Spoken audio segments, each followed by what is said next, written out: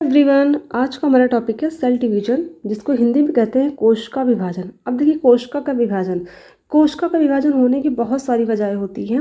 अगर मान लीजिए बॉडी में कोई भी सेल डेड हो जाती है या फिर कोई सेल क्या डैमेज हो जाती है, यानी कि अगर कोई सेल मर जाती है, मृत हो जाती है, या फिर वो इंजर्ड यानी कि कुछ भी उसमें टूट फूट हो जाती है, कोई भी खराबी आ जाती है, तो उस चीज़ की मरम्मत करना, और डेड हो गई है तो नई कोशिका का बनना, इस सब चीज़ों के लिए ही कोशिका का विभाजन होता है। ठीक है। अब देखिए, कहीं चोट लग जाती है, हमारे बॉडी किसी भी अंग में अगर चोट लग गई या कोई घाव बन गया, कोई भी दिक्कत हो रही है, तो जाहिर सी बात, वहाँ पर कोशिका के साथ कुछ ना कुछ खराबी हुई होगी, तो कोशिका वहाँ डेड हुई होगी या डैमेज हुई होगी। ठीक है। तो वैसे केस में क्या होगा, कोशिका का विभाजन होगा, यानी कोशिका विभाजित होगी और नई कोशिका का निर्माण करेगी। ठीक है। कोशिका का विभाजन होता ही है नई कोशिका का निर्माण करने के लिए, क्योंकि हम लोगों ने पढ़ा है ना कि जो कोशिका होती है वो कहीं अपने आप से नहीं बनती, बल्कि क्या होती, पहले से जो मौजूद कोशिका होती हैं उन्हीं से नई कोशिकाओं का निर्माण होता है। ठीक है। तो कोशिका का विभाजन सिर्फ और सिर्फ नई कोशिका बनाने के लिए ही किया जाता है। ठीक। अब जो कोशिका विभाजन बहुत बड़ा स्टेप नहीं होता है, मेन जो स्टेप होते हैं वो इसके पहले के होते हैं। अब देखिए, जैसे मान लीजिए आपको बनानी है रोटी, अगर आपको घर में रोटी बनानी है तो आपको क्या करना है, आटा गूँथा, अपनी रोटी बनाना स्टार्ट कर दी। लेकिन रोटी बनाने से पहले की प्रोसेस जो होती है उसको जानना भी बहुत ज़रूरी होता है। ठीक है। अब जैसे कि खेत में गेहूँ कैसे बोया जाता है, फिर गेहूँ की फसल उगती है, फिर वो काटा जाता है, फिर उसकी क्या होती है, फसल को जो भी मतलब किया जाता है, काटने के बाद कैसे उससे बीज निकलते हैं, फिर उसको धुल कर साफ़ किया जाता है, फिर जाकर के उसको पिसाया जाता है चक्की में, फिर जाकर के आटा आता है, फिर उसको गूँथ के तब जाके बनती है रोटी। तो ओवरऑल अगर देखा जाए तो रोटी बनाने में उतना टाइम नहीं लगता जितना रोटी को तैयार करने के लिए आटा बनाने में टाइम लगता है। ठीक है। तो उसी तरह जो सेल डिवीज़न की प्रोसेस होती है, इतनी बड़ी प्रोसेस नहीं है जितना कि सेल डिवीज़न को स्टार्ट करने के लिए उसके पहले की जो प्रक्रियाएँ की जाती है। ठीक है। अब मैं इस चीज़ को पूरा आपको समझाने वाली हूँ डायग्राम के माध्यम से, फिर आपको सब कुछ क्लियर हो जाएगा। अब ये आपको दिख रहा होगा सर्कुलर स्ट्रक्चर, ये पूरा का पूरा है सेल साइकिल। ठीक है। ये क्या है, एक सेल साइकिल, यानी कि एक कोशिका का विभाजन कैसे होता है और उसके विभाजन से पहले कितनी प्रक्रियाएं होती हैं, उन सबको यहाँ पर अच्छे से इस साइकिल में दिखाया गया है। ठीक है। अभी जो हम सेल डिवीजन टॉपिक पढ़ने वाले वो सिर्फ इतना सा ही पार्ट है। ठीक है। यानी कि पूरी सेल साइकिल में आप देख रहे हैं लगभग 1/4 से भी कम टाइम लग रहा है आपको सेल डिवीज़न होने में, यानी कि आपको 3/4 बाई टाइम से ज़्यादा टाइम जो लग रहा है वो आपको सेल डिवीज़न से पहले जो प्रक्रियाएं होती हैं उसमें लग रहा है। ठीक है।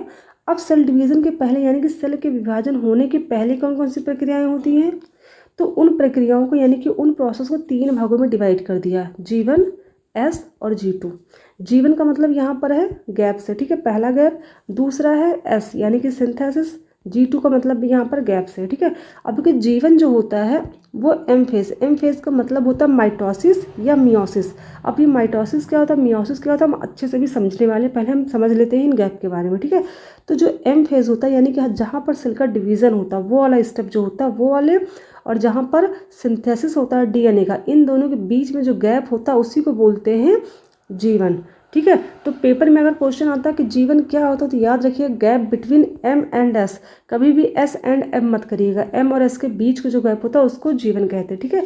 और ये G2 क्या होता है, तो ये गैप होता है किसके बीच का, S और M के बीच का गैप होता है। ठीक है। S के बाद M लिखिएगा यहाँ पर, क्योंकि S के बाद M फेज आती है। ठीक है। तो याद रखिएगा S और M के बीच का जो गैप होता है उसको बोलते हैं G2 फेज।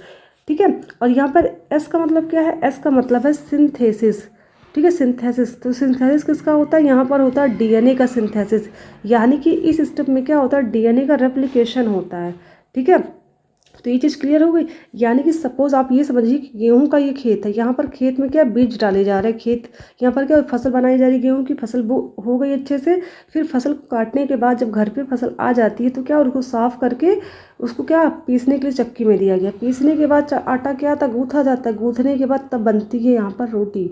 सेम वैसे ही कोशिका का विभाजन भी होता है। कोशिका विभाजन होने के पहले बहुत सारी प्रक्रियाएं होती हैं, वो प्रक्रियाएं हो जाती फिर सेल का डिवीज़न होता है इस सिस्टम में। ठीक है। अब समझते हैं लाइन से। जीवन क्या होता है, जीवन फेज को ही कहते हैं pre synthesis phase. Pre synthesis phase कहते हैं या प्री डीएनए सिंथेसिस फेज। क्यों कहते हैं, प्री का मतलब होता है पहले। ठीक है। तो यहाँ पर सिंथेसिस फेज इसलिए कहा गया है कि डीएनए का सिंथेसिस तो एस फेज में होता है। ठीक है। तो एस फेज से पहले की अवस्था होती है जीवन, इसलिए इसको कहा गया है, जीवन को इसलिए कहा गया है प्री सिंथेसिस डीएनए फेज, ठीक है। और इसको एक फेज और कहते हैं post mitosis phase. Post mitosis phase इसलिए कहा गया है कि जो माइटोसिस सेल डिवीज़न हो रहा है यहाँ पर, उसके बाद का ये फेज़ होता है, इसलिए पोस्ट कहा गया। पोस्ट का मतलब होता है बाद का, ठीक है। तो पोस्ट माइटोसिस फेज़ भी इसको कहा जाता है। अभी मैं नोट से जब पढ़ाऊंगी तो वहाँ पर आप इसको नोट डाउन कर लीजिएगा, अभी मैं ऐसे रफली बता रही हूँ, ठीक है। तो इसको ये फेज़ भी कहते हैं। अब देखिए दो चीज़ हमने जान ली, इसको क्या क्या कहते हैं। तीसरी बात ये जाननी ज़रूरी होती है कि यहाँ पर अब ग्रोथ भी होता है। क्या होता है, जी से याद है ग्रोथ, ठीक है। तो यहाँ पर सेल का ग्रोथ होता है। अब जाहिर सी बात, अगर ग्रोथ हो रही है, वृद्धि हो रही है, तो वृद्धि के लिए क्या चाहिए, न्यूट्रिशन चाहिए ना, इसको पोषण चाहिए। तो पोषण कहाँ से मिलता है इसको, एक तो एक्सटर्नल फैक्टर होता है, उससे मिलता है। एक्सटर्नल फैक्टर का मतलब यहाँ पर फूड से है या न्यूट्रिएंट से है, ठीक है।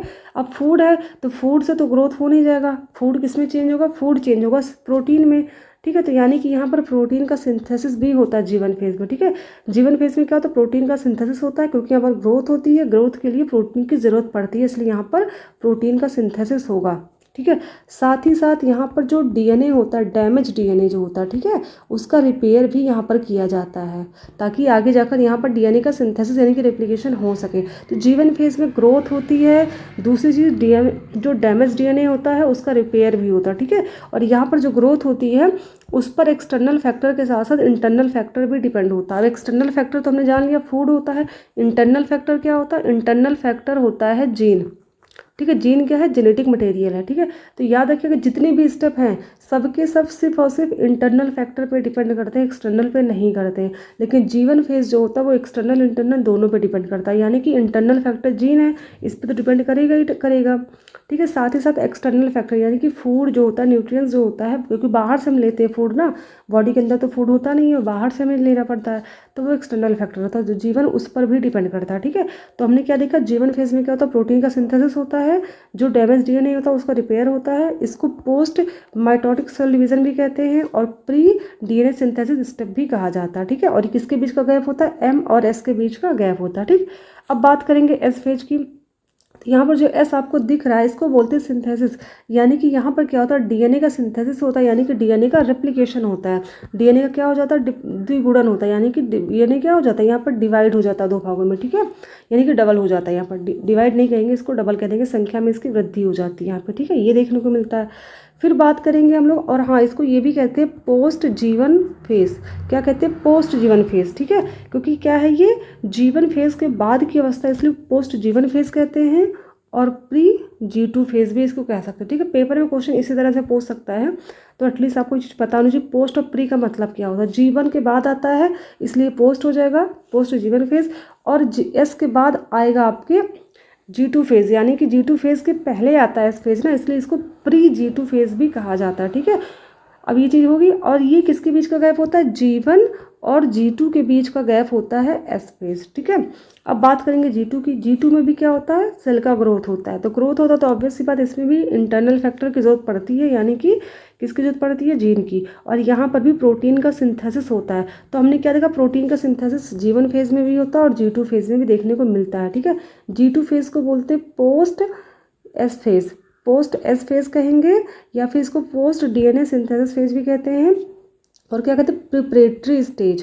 प्रिपरेटरी स्टेज इसलिए कहते हैं क्योंकि यहाँ पर जो सेल का डिवीज़न होने वाला है उसके लिए प्रिपरेशन यहाँ पर होती है, ठीक है। ये चीज़ ध्यान रखिएगा। तो G2 फेज को प्रिपरेशन फॉर माइटोसिस कहते हैं, यानी कि प्रिपरेटरी फेज भी कहा जाता है, ठीक है। ये चीज़ ध्यान रखिएगा। और एक चीज़ सबसे मेन चीज़ ये जानिएगा कि ये जो तीनों स्टेप हैं G1, S और G2, इन तीनों को मिलाकर कहते हैं इंटरफेज, ठीक है।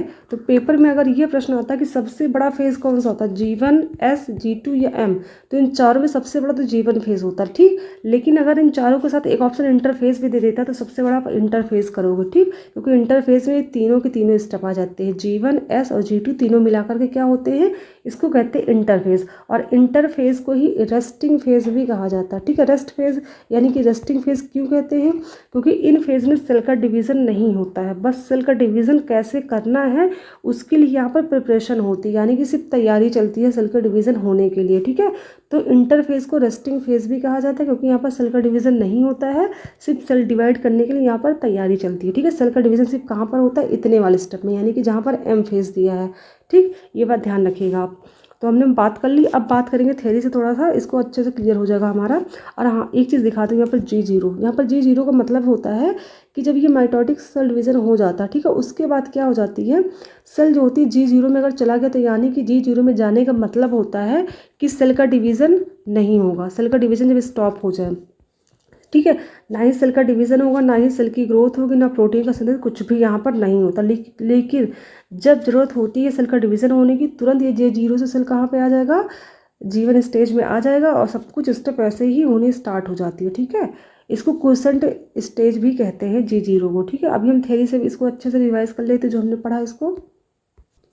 तो पहले देखते हैं इसके डेफिनेशन के बारे में। Cell division is the process by which a parent cell divided into two daughter cells. Cell division usually occurs as part of a larger cell cycle in which the cell grows and replicates its chromosome before dividing। देखो cell division का मतलब क्या होता है, parent cell का मतलब होता है यहाँ मदर सेल है, यानी कि मातृ कोशिका, ठीक है, यानी कि जिस कोशिका का विभाजन होता है उसको बोलते हैं पेरेंट सेल, और विभाजन होने के बाद जो नई कोशिका बनती है उसको बोलते हैं डॉटर सेल। डॉटर का मतलब यहाँ पुत्री से नहीं है बल्कि नई कोशिका के बनने से, ठीक है। तो यहाँ पर टू डॉटर सेल कब बनती है, जब माइटोटिक सेल डिवीजन होता है, यानी कि जब समसूत्री विभाजन होगा तब बनेगी दो कोशिका, ठीक है, और जब मियोसिस होता तो 4 बनती हैं, ठीक है।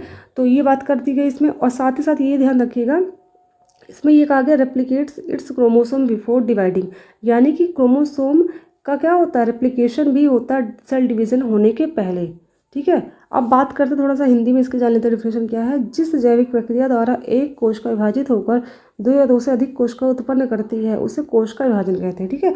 यानी कि जिस प्रक्रिया के द्वारा एक कोशिका से दो या दो से अधिक नई कोशिकाएं बन जाती हैं उसको कहते हैं कोशिका विभाजन। जिसका कोशिका विभाजन होता है उसको मातृ कोशिका यानी कि पेरेंट सेल कहते हैं, और जो नई कोशिका उत्पन्न होती है उसको डॉटर कोशिका या पुत्री कोशिका कहते हैं, ठीक है। ये बात यहाँ पर यही कही गई है। कोशिका विभाजन का हाँ बस वही बात है इसमें, सेम और कुछ नहीं कहा गया। आगे देखते हैं, there are two distinct type of cell division, यानी जो कोशिका का विभाजन हमने देखा कैसे होता है, लेकिन ये होता कितने तरीके से है, तो ये 2 तरह का हमको देखने को मिलता है। पहला है माइटोटिक सेल डिवीजन जिसको बोलते हैं वेजिटेटिव डिवीजन, और दूसरा है मियोसिस, ठीक है। माइटोसिस को हिंदी में बोलते हैं समसूत्री विभाजन, ठीक है, इसको बोलते हैं समसूत्री, और मियोसिस को बोलते हैं अर्धसूत्री विभाजन, ठीक है। ये आपने पढ़ा होगा, इसके बारे में जानते होंगे आप, लेकिन मैं अच्छे सबको आज डाउट यहाँ पर क्लियर कर दूँगी। समसूत्री क्या था, मियोसिस। देखिए बॉडी में जितनी भी कोशिकाएं होती हैं मोस्टली कोशिकाओं में आपको इसी तरह का डिवीजन देखने को मिलेगा, एक्सेप्ट स्पर्म और ओवम, यानी कि स्पर्म सेल जो होती है, ओवम सेल जो होती है, वहाँ पर जो डिवीज़न होता है वो होता है मियोसिस, यानी कि वो होता अर्धसूत्री विभाजन। लेकिन बाकी कोशिकाओं का जो विभाजन होता है वो माइटोसिस डिवीजन के द्वारा होता है, ठीक है। देखिए माइटोसिस में और इसमें अंतर क्या होता है।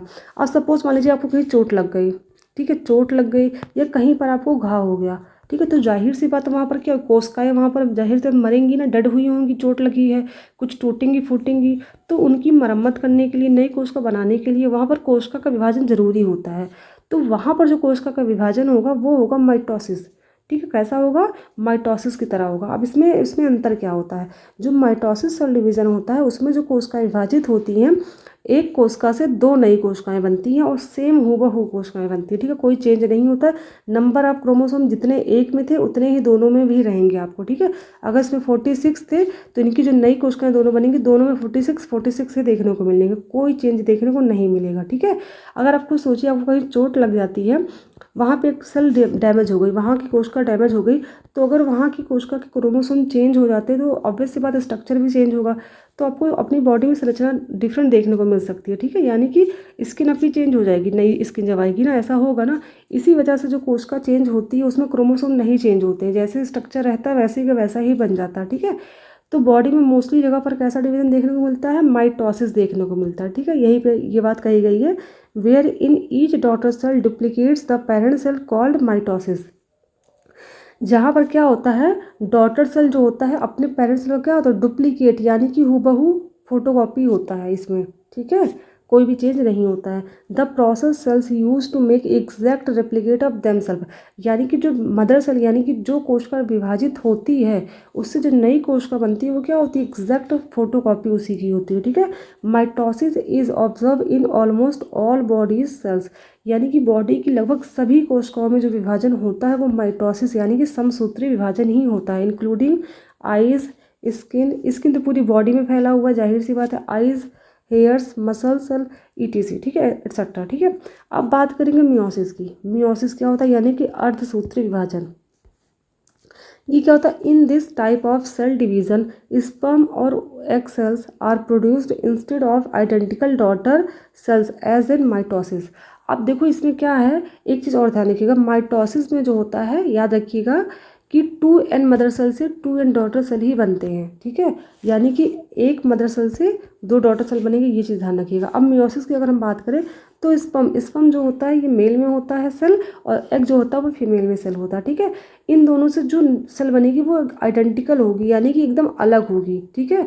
आपने देखा होगा जो स्पर्म और ओवम, ये हो गया फीमेल का, ये हो गया मेल का, ये जो स्ट्रक्चर आपको ये सिंबल होता है, तो इनसे जो नया जाइगोट बनता है, जाइगोट के बाद ये डेवलप होकर एम्ब्रियो बनेगा, फिर नया जो ऑर्गेनिज्म बनता है, ठीक है, जो नया ऑर्गेनिज्म बनता है वो क्या होता है, एकदम चेंज होता है, ठीक है, क्योंकि जो ये होते हैं 2n होते हैं, ठीक है, यानी कि जो स्पर्म और ओवम होता है ये मिल करके 2n में चेंज हो जाते हैं, यानी क्रोमोसोम जो होता है वो कैसा होता है, डिप्लॉयड होता है। डिप्लॉयड का मतलब होता है पेयर्ड में होते हैं, कैसे होते हैं, पेयर्ड में होते हैं इनके क्रोमोसोम, और इनसे जो डॉटर सेल बनेंगी वो कैसी होंगी, हेप्लॉयड होंगी, यानी कि वो अनपेयर्ड होंगी, इनका स्ट्रक्चर एकदम पेरेंट सेल से एकदम अलग बने, यानी कि जो कई अभी आप खुद देखते होंगे जो माता पिता के नए बच्चे बनते हैं वो कैसे होते, एकदम अलग होता है कि नहीं, सब कुछ चेंज होता है उनमें, ठीक है। ऐसा थोड़ी ना कि माँ बाप की फोटोकॉपी होते हैं, थोड़ी चीज़ें उनकी मिलती माता की होती, कुछ पिता से मिलते हैं, फिर उनका एक नया एक आइडेंटिकल स्ट्रक्चर देखने को हमको मिलता है, सेम हूबहू नहीं देखने को मिलता, ठीक है। तो एक चीज़ सबसे मेन यहाँ पर क्या मिलती है आपको, 4 हैप्लॉइड डॉटर सेल बनते हैं, ठीक है, यहाँ पर 4 डॉटर सेल का निर्माण होगा, ठीक है। माइटोसिस में 2 बनते थे, लेकिन दोनों कैसे थे, पेयर्ड में थे, ठीक है, यानी इनमें क्रोमोसोम कैसे थे, 2n के फॉर्म में थे। लेकिन जो मियोसिस होते हैं इसमें 4 डॉटर सेल बनेंगी, और चारों को चार कैसी होती है, हैप्लॉइड होती हैं, यानी कि अनपेयर्ड होंगी, यानी कि क्रोमोसोम की संख्या जो होगी वो आधी हो जाएगी, ठीक है। माइटोसिस में क्या होती है, क्रोमोसोम की संख्या सेम ही रहती है, जितनी मदर सेल में रहती है उतने ही पेरेंट में होती है। लेकिन मियोसिस में क्या होती है, जो क्रोमोसोम की संख्या होती है पेरेंट में तो 2n होती है, यानी कि पेयर के फॉर्म में होती है, लेकिन जब डॉटर सेल बनती है 4, तो चारों में कैसे हो जाती है, n का हाफ कर दो कितना हो जाएगा, n, यानी कि n हो जाती है संख्या उनकी। सपोज मान लीजिए यहाँ पर पेरेंट सेल की संख्या कितनी है, 46 क्रोमोसोम है, तो इससे जो डॉटर सेल बनेगा उसका कितना हो जाएगा, हाफ कर दो, इसका कितना हो जाएगा, 23 क्रोमोसोम हो जाएगा, ठीक है। तो मियोसिस सेल डिवीजन जब भी होता है क्रोमोसोम की संख्या क्या हो जाती है, आधी हो जाती है, ठीक है, यानी कि हैप्लॉइड बन जाते हैं उसको डॉटर सेल। लेकिन माइटोसिस में क्या होता है, क्रोमोसोम की संख्या कभी चेंज नहीं होती, जितनी पहले रहती है उतनी सेल डिवीजन के बाद भी रहती है, ठीक है, ये मेन डिफरेंस था। अब हम बात करते हैं चेंजेस। जीवन फेज में जो हमने डायग्राम में समझा था, मैं एक बार थ्योरी से आपको समझा देती हूँ ताकि अच्छे से आपको टॉपिक एकदम क्लियर हो जाए, आज के बाद दोबारा आपको ये टॉपिक पढ़ने की जरूरत ही ना पड़े। तो बात करेंगे जीवन फेज की। This is post mitotic phase. Post मतलब होता है बाद में, क्योंकि माइटोटिक फेज के बाद ये स्टेप होता है, इसलिए इसको कहा गया पोस्ट माइटोटिक फेज, और इसको प्री डीएनए सिंथेसिस फेज भी कहा जाता है, क्योंकि डीएनए सिंथेसिस जो होता है उससे पहले की ये स्टेप होती है, ठीक है। क्योंकि इस स्टेप में क्या होता है, डीएनए जो होता है उसका डैमेज डीएनए का रिपेयर भी किया जाता है। मोस्ट वेरिएबल फेज, वेरिएबल का मतलब होता है विभिन्नता, यानी कि इस फेज में बहुत सारी विभिन्नताएं देखने को मिलती हैं, यानी कि बहुत सारे डिफरेंसेस देखने को मिलते हैं, ठीक है, इसलिए कैसा होता है, ये मोस्ट वेरिएबल फेज होता है। ये प्रश्न भी बन सकता है कि सबसे ज़्यादा वेरिएबल फेज कौन सा होता है, तो सबसे ज़्यादा वेरिएबल फेज होता है जीवन फेज। नेक्स्ट है साइटोप्लाज्मिक ग्रोथ अकर, यानी कि यहाँ पर साइटोप्लाज्म का ग्रोथ होता है। साइटोप्लाज्म का मतलब होता है कोश का द्रव्य का ग्रोथ यहाँ पर होता है, ठीक है, देखने को मिलता है। अब जाहिर सी बात है ग्रोथ होगा तो उसके लिए क्या चाहिए होंगे, इसको चाहिए होगा न्यूट्रिशन, यानी कि पोषण चाहिए, बिना पोषण के तो ग्रोथ हो नहीं सकता। तो for growth need external factor, क्या होगा external factor, food, enzyme and protein, ठीक है, फिलहाल तो फूड से ही एंजाइम और प्रोटीन मिल जाएगा इसको। और इंटरनल फैक्टर, इंटरनल फैक्टर क्या होता है, जीन होता है। फिलहाल जो इंटरनल फैक्टर होता है वो सभी फेजेस में जरूरत पड़ती है, लेकिन एक्सटर्नल फैक्टर की जरूरत जो पड़ती है वो सिर्फ जीवन फेज में पड़ती है, ठीक है, इस चीज़ को भी ध्यान रखिएगा आप। फिर नेक्स्ट आता है 30 to 40 time utilise by G one phase of total cell cycle, यानी कि टोटल सेल साइकिल जो चलती है उसमें जितना भी टाइम लगेगा उस पूरे टाइम का 30 से 40% टाइम अकेले जीवन फेज को कंप्लीट होने में लगता है। यानी कि सबसे बड़ी फेज कौन सी होती है, जीवन फेज, या जी लिखती है G one phase. In this phase protein synthesis occur, तो याद रखिए जीवन फेज में प्रोटीन का सिंथेसिस भी होता है, ठीक है, क्यों होता है, क्योंकि यहाँ पर ग्रोथ होती है, साइटोप्लाज्मिक ग्रोथ होती है ना, इसी वजह से प्रोटीन का सिंथेसिस होता है। अब देखो प्रोटीन का सिंथेसिस होता कैसे है, हम लोग देख लेते हैं। डीएनए का क्या होता है, ट्रांसक्रिप्शन होता है, ठीक है। डीएनए का ट्रांसक्रिप्शन होता है डीएनए पॉलीमरेज की प्रेजेंस में, और बन जाता है, ये चेंज होता है आरएनए में। किस में चेंज होता है, एमआरएनए में चेंज हो जाता है, ठीक है। फिर एमआरएनए जो होता है इसका आरएनए पॉलीमरेज की प्रेजेंस में ट्रांसलोकेशन होगा और ये बना देगा, प्रोटीन बना देगा, ठीक है। इस तरह से प्रोटीन का सिंथेसिस हो जाता है, यानी कि प्रोटीन का फॉर्मेशन हो जाता है, ठीक है। और उसके बाद इस प्रोटीन का यूज़ कर लिया जाता है साइटोप्लाज्मिक ग्रोथ में। All phases depend only on internal factor, यानी कि जितने भी फेजेस होते हैं, चाहे वो एस फेज हो, G2 फेज हो या फिर एम फेज हो, ये सब के सब किस पर डिपेंड करते हैं, ओनली इंटरनल फैक्टर पे। इंटरनल फैक्टर का मतलब यहाँ जीन से है, जो कि क्या होता है, जेनेटिक मटेरियल होता है। But G1 phase depends on both internal and external, लेकिन जो G1 फेज होता है वो दोनों फैक्टर पे डिपेंड करता है, यानी कि इंटरनल पे तो करेगा ही करेगा, साथ ही साथ एक्सटर्नल फैक्टर यानी कि फूड न्यूट्रिशन पे भी डिपेंड होता है, क्योंकि यहाँ पर साइटोप्लाज्मिक ग्रोथ होती है, ठीक। Damage DNA repair in this phase, यानी कि G1 फेज में क्या होता है, डैमेज डीएनए का रिपेयर होता है, क्योंकि G1 फेज के बाद जब एस फेज आएगा वहाँ पर डीएनए का रेप्लिकेशन होना है, इसलिए पहले ही क्या हो जाता है, जो डैमेज डीएनए होता है उसका रिपेयर कर लिया जाता है, ठीक है, इस फेज में। अब बात करेंगे सेकंड फेज की, जो है एस फेज। अब देखो एस फेज क्या होता है, इनसाइड द न्यूक्लियस, ठीक है। न्यूक्लियस के अंदर क्या होता है, डीएनए का डुप्लीकेशन। अब देखो न्यूक्लियस के अंदर क्या, आपने पढ़ा ही होगा, हम लोग तो बात कर ही चुके हैं, डीएनए कहाँ पाया जाता है, डीएनए जो होता है वो न्यूक्लियस के अंदर ही तो पाया जाता है। डीएनए जो होता है न्यूक्लियस के बाहर कहाँ पाया जाता है, सिर्फ माइटोकॉन्ड्रिया के अंदर होता है और क्लोरोप्लास्ट के अंदर होता है, ठीक है। तो यहाँ पर क्लोरोप्लास्ट माइटोकॉन्ड्रिया के अंदर की बात हमें नहीं करनी, क्योंकि वो सेल ऑर्गेनेल है, ठीक है, हमें कोशिका की बात करनी है। तो जो न्यूक्लियस होता है उसके अंदर जो डीएनए होता है उसका होगा यहाँ पर डुप्लीकेशन, यानी कि वो उसका क्या हो जाएगा, द्विगुणन, यानी कि उसकी संख्या में वृद्धि हो जाएगी। ऑल्सो कॉल्ड, अब इस फेज को क्या कहा जाता है, प्री G2 फेज।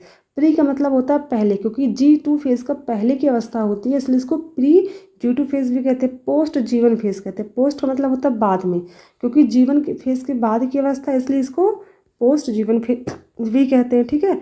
फिर आता है डीएनए सिंथेसिस फेज। अब डीएनए सिंथेसिस फेज का मतलब होता है डीएनए का फॉर्मेशन होना, यानी कि यहाँ पर डीएनए का क्या हो रहा है, रेप्लिकेशन हो रहा है, डुप्लीकेशन हो रहा है, डीएनए क्या हो रहा है, डबल संख्या में वृद्धि कर रहा है, इसलिए यहाँ पर क्या हो रहा है, डीएनए का सिंथेसिस भी होता है। एस का मतलब यहाँ पे सिंथेसिस से ही है, ठीक है, डीएनए के सिंथेसिस से। In animal cells centriole gets double in cytoplasm. देखिए सेंट्रियोल जो होता है एक सेल ऑर्गेनेल होता है, जो कि सिर्फ एनिमल में होता है, प्लांट सेल में नहीं पाया जाता, ठीक है। और ये साइटोप्लाज्म में होता है, तो इसका क्या हो जाएगा, ये डबल होने को लगेगा, ठीक है। तो याद रखिएगा एस फेज में डीएनए का डुप्लीकेशन होगा, साथ ही साथ एनिमल सेल के अंदर सेंट्रियोल जो होते हैं उनकी संख्या भी क्या हो जाती है, डबल हो जाती है। इनका स्ट्रक्चर कुछ ऐसे होता है, इनकी संख्या क्या हो जाएगी, डबल हो जाएगी, यानी कि 2 सेंट्रियोल का फॉर्मेशन हो जाएगा, ठीक है, साइटोप्लाज्म के अंदर। फिर आता है histone protein help in packaging of DNA, histone gets double in this phase. Histone protein क्या करता है, डीएनए की पैकेजिंग में हेल्प करता है, और ये भी क्या हो जाता है, डबल हो जाता है। DNA polymerase enzyme active in S phase. जो डीएनए पॉलीमरेज एंजाइम होता है वो भी क्या होता है, एस फेज में एक्टिव हो जाता है। 5 to 10% time use in this phase. S phase में क्या होता है, टोटल टाइम का 5 से 10% टाइम इस फेज को कंप्लीट होने में लगता है। अब बात करेंगे G2 फेज की। G2 फेज जो होती है वो एस फेज के बाद की आती है अवस्था। इसमें क्या होता है, सेकंड ग्रोथ और गैप पीरियड। इसको सेकंड ग्रोथ कहते हैं या फिर इसको गैप पीरियड भी कहा जाता है, ठीक है, क्योंकि फर्स्ट जो था वो G1 फेज था। फिर आता है cell prepare for M phase. इसमें क्या होता है, सेल का प्रिपरेशन होता है एम फेज के लिए, यानी कि जो सेल डिवीज़न होने वाला है उसके लिए यहाँ पर प्रिपरेशन स्टार्ट हो जाता है, ठीक। Also called post DNA synthesis phase, क्योंकि डीएनए का जो सिंथेसिस होता है उसके बाद का ये फेज है, इसलिए इसको कहते हैं post DNA synthesis phase. Cell organelles get double. इस फेज में क्या होता है, जितने भी सेल ऑर्गेनेल होते हैं उनकी संख्या क्या होने लगती है, डबल होने लगती है। जैसे क्लोरोप्लास्ट हो गया, माइटोकॉन्ड्रिया हो गया, सेंट्रियोल, सबकी संख्या क्या होती है, G2 फेज में डबल होने लगती है। Growth occurs, that is protein formation, यानी कि जैसे G1 फेज में ग्रोथ हो रहा था वैसे G2 फेज में भी ग्रोथ होगा, और यहाँ पर भी क्या होगा, प्रोटीन सिंथेसिस देखने को मिलता है, ठीक। यहाँ पर क्या होगा, टोटल टाइम का 10 to 20% टाइम ही यूज़ होता है इस फेज़ के लिए, यानी कि सबसे बड़ा फेज़ अभी तक कितना हो गया, G1 फेज़ है, ठीक है। फिर कौन सा आया, फिर G2 फेज़ है, फिर थर्ड नंबर पे आएगा एस फेज़, ठीक है। इन तीनों की बात अगर हम करें, अब यहाँ पर देखो इंटरफेज, आपको यहाँ पर लिखा ना, इंटरफेज का मतलब क्या होता है, G1 + G2 + S। कभी भी ये सीक्वेंस गलत मत करिएगा, G1 के बाद हम कभी भी G2 मत करिएगा, हमेशा S, फिर करना है आपको G2 फेज़, ये होता है इंटरफेज, ठीक है।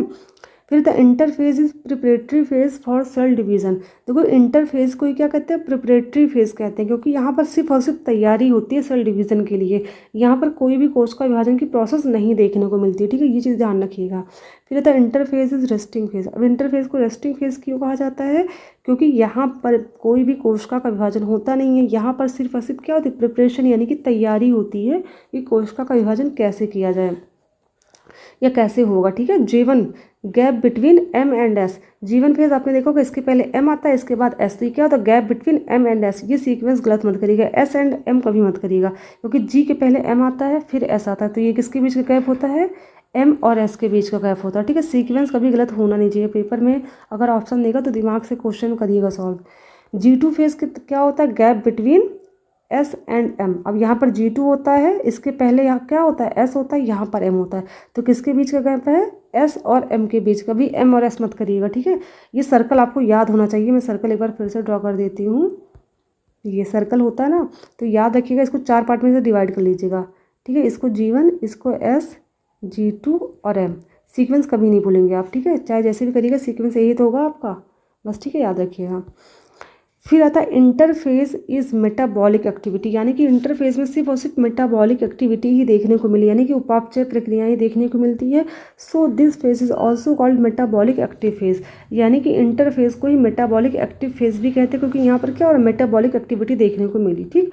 अब अच्छे से समझ लिया, इस डायग्राम को तो हम अच्छे से समझ चुके हैं। अब आ जाते हैं अपने नेक्स्ट पॉइंट में, जो कि है G2 phase, sorry G0 phase, जिसके बारे में मैंने आपको बताया था। इसको क्विसेंट फेज भी कहते हैं। इसमें क्या होता है, इसमें ना ही सेल का डिवीजन होगा, ना सेल ग्रोथ होगी, और सबसे मेन चीज़ यहाँ पर सेल जो होता है वो लिविंग नहीं होता, ठीक है।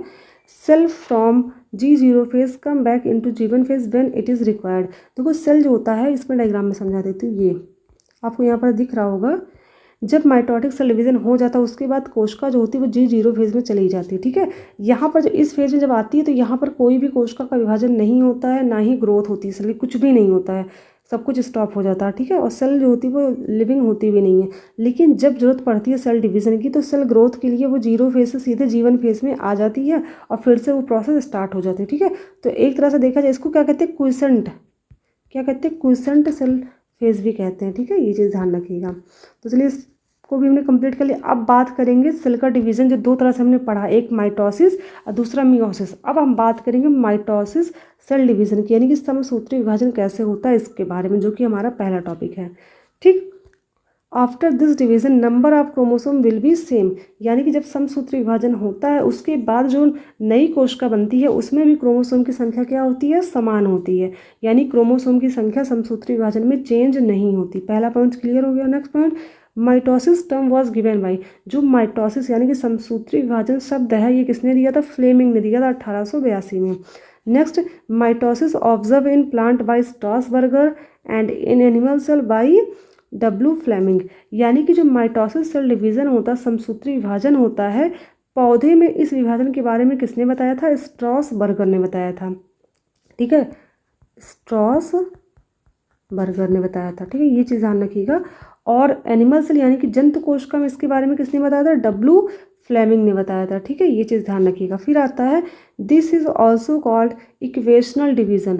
अब देखो इसको इक्वेशनल, इक्वेशन मतलब क्या होता है, इक्वल, इक्वेशन का मतलब क्या, इक्वल से यहाँ पर इक्वल मतलब क्या होता है, बराबर होता है ना, तो यहाँ पर जो डिवीजन होता है बराबर देखने को मिलता है, यानी कि जो नई कोशिकाएं बनती हैं उसमें क्रोमोसोम का क्या होता है, संख्या चेंज नहीं होती है ना, इस वजह से इसको कहते हैं इक्वेशनल डिवीजन, ठीक है।